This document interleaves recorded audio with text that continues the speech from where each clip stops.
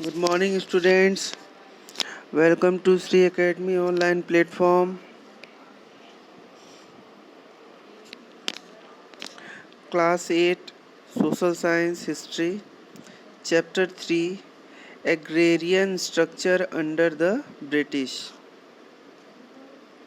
In previous class, I am explaining the chapter in front of you, and in this class, I am continue the explanation in front of you. So listen carefully. Let's start.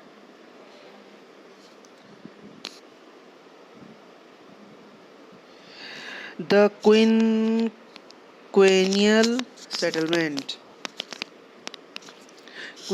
क्विनियल settlement क्या है इसके बारे में पढ़ेंगे. The next governor general Warren Hasting introduced the quinquennial settlement of landlord in 1772. जो भारत के जो अगले नेक्स्ट जो गवर्नर जनरल थे वॉरेन हेस्टिंग, उन्होंने क्विनक्वेनियल सेटलमेंट इंट्रोड्यूस किया था लैंड रेवेन्यू के लिए 1772 में. This was a 5-year settlement of land revenue where stated were farmed out to the highest bidder. ये जो सेटलमेंट था ये 5 साल के लिए होता था और ये एस्टिमेट किया जाता था जो सबसे बड़ी बोली लगाता था उसे दिया जाता था. No preference was given to the zamindar in the bidding process. Bidding process में बोली लगाने में जब बोली लगाई जाती थी तो कोई जमींदारों को कोई अलग से कोई इम्पोर्टेंस या प्रेफरेंस नहीं दिया जाता था. Hastings set up 6 provincial council to supervise the work of Indian. Hastings ने 6 प्रोविंशियल काउंसिल का सेटअप किया था, लगाया था सुपरवाइज करने के लिए, मतलब ध्यान देने के लिए इंडियन दीवान्स के वर्क को.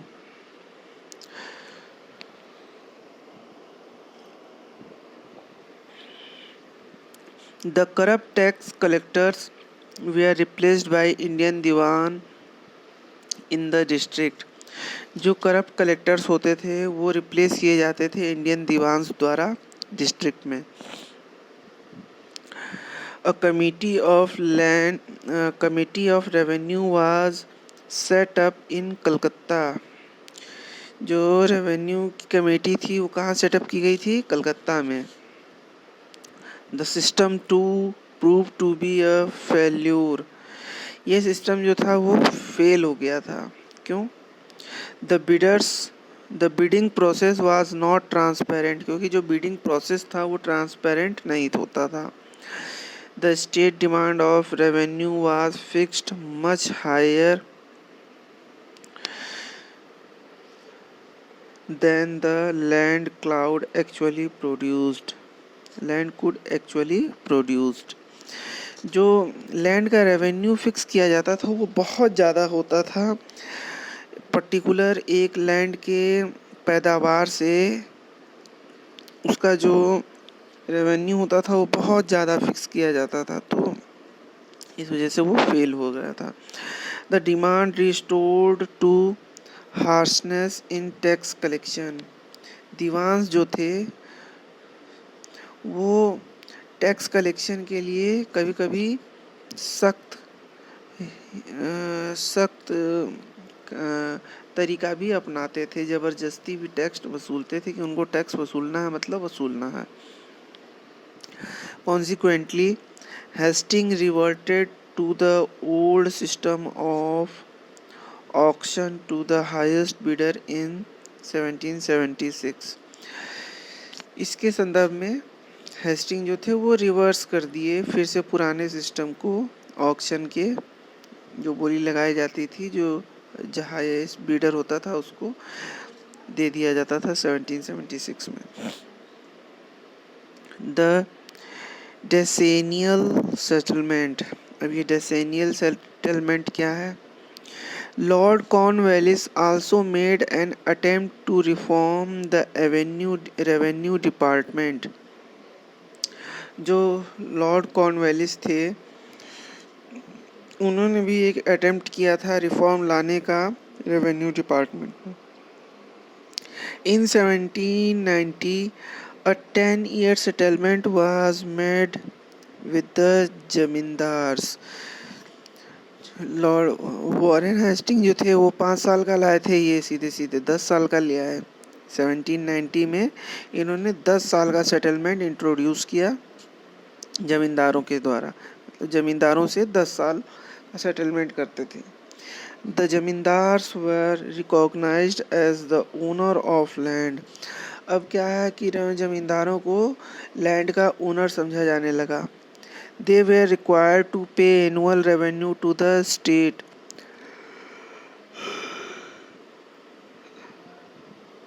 अब उन्हें क्या करना पड़ता था? सालाना जो है रेवेन्यू पे करना पड़ता था स्टेट को on the basis of 89% of the rental। 89% rental के बेस पे।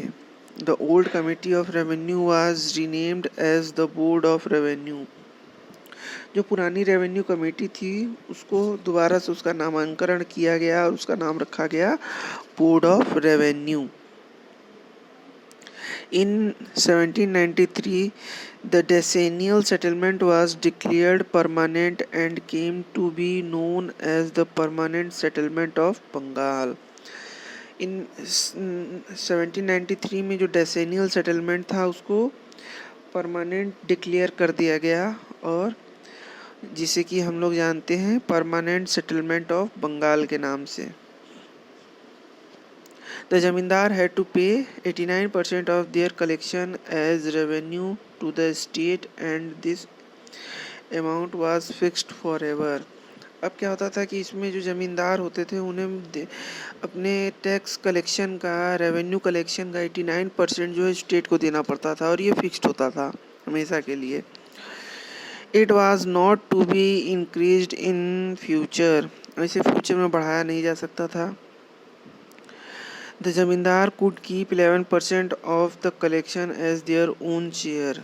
अब इसमें क्या होता था कि ज़मींदारों को केवल 11% ही कलेक्शन का बचता था अपने हिस्से का। It was assumed that this settlement would ensure a fixed and permanent income of the state, irrespective of the produce। इस सेटलमेंट में क्या था कि ये जो रेवेन्यू कलेक्शन था स्टेट का वो फिक्स हो चुका था। इस सेटलमेंट के द्वारा ये इंश्योर करता था एक फिक्स्ड और परमानेंट इनकम का, चाहे पैदावार हो चाहे ना हो, उससे कोई मतलब नहीं होता था। उन्हें टैक्स कलेक्शन चाहिए रहता था तो चाहिए रहता था। It also save the government expenditure on annual assessment. और ये गवर्नमेंट के एक्सपेंडिचर को, गवर्नमेंट के खर्चों को बचाता था जो कि एनुअल असेसमेंट में लगते थे। This settlement has its own problem. अब इस सेटलमेंट की अपनी खुद की प्रॉब्लम थी। इट इज़ सेड दैट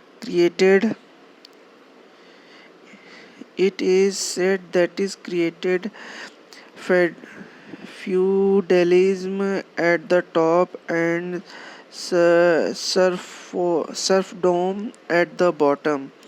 अब ये कहा जाता था कि ये फेडरलिज्म जो है वो टॉप में पैदा करता था और सर्फडॉम जो है वो बॉटम नीचे की तरफ। It prove to be a financial disaster for the company. अब ये क्या हो गया कि कंपनी के लिए एक फाइनेंशियल डिजास्टर, एक फाइनेंशियल आपदा जो है कंपनी के लिए बन गई। An increase in production was of no benefit to the company. अब अगर प्रोडक्शन में, पैदावार में बढ़ोतरी हो जाती थी लेकिन इससे कंपनी को कोई फ़ायदा नहीं होता था। As it could not increase its share of revenue, क्योंकि ये फिक्स था इनके रेवेन्यू जो कि 89% था, जो कि बढ़ाया नहीं जा सकता था और फिक्स्ड होता था, तो इससे इन्हें कोई फ़ायदा नहीं मिल रहा था। दैट वाज परमानेंटली फिक्स्ड, क्योंकि ये परमानेंटली फिक्स था। On the other hand the जमींदार गॉट रिचर एंड रिचर। दूसरी तरफ क्या होता था कि जमींदार जो है वो अमीर से और ज़्यादा अमीर होते चले जा रहे थे। इन कंडीशन ऑफ फेमनाइन और फेल्यूर ऑफ मानसून, फेमनाइन या फेमिन सॉरी फेमाइंस या मानसून फेल्यूर के कंडीशन में क्या होता था, द जमींदार fail to pay the state share of revenue. जमींदार जो है वो स्टेट शेयर रेवेन्यू पे करने में असमर्थ हुआ करते थे। The state demand was very high and the company official oppressed the जमींदार। जो स्टेट का डिमांड होता था वो बढ़ते चला जाता था, बहुत हाई हो जाता था, और कंपनी के जो ऑफिशियल होते थे वो जमींदारों को ऑप्रेस्ड किया करते थे। They were deprived of the their land which were sold by auction to other zamindar. अब क्या होता था कि उनसे उनकी ज़मीनें छीन ली जाती थी और ऑक्शन कर दी जाती थी, नीलाम कर दी जाती थी दूसरे ज़मींदारों को। It was the peasant who suffered the most from this system। अब इसमें क्या था, जो peasant होते थे, जो किसान होते थे, वो सबसे ज़्यादा इसको सफ़र करते थे, झेलते थे। They were totally dependent on the ज़मींदार of their living। वो टोटली जो है पूरी तरह से अपने ज़मींदार पे डिपेंडेंट हुआ करते थे जीने के लिए। Their property right laid with the zamindars. उनका जो प्रॉपर्टी राइट हुआ करता था वो जमींदार के पास गिरवी रखा हुआ करता था। क्रॉप और नो क्रॉप, अनाज या अनाज नहीं होना। They had to pay the rent और वे are deprived of the land they have cultivated for generations. उन्हें रेंट देना ही पड़ता था या उनकी ज़मीनें उनसे छीन ली जाती थीं जिस पे वो उनके पूर्वज काम करते चले आ रहे थे या आने वाली जनरेशन काम करने वाली थी। The position of peasant become equivalent to a Surf.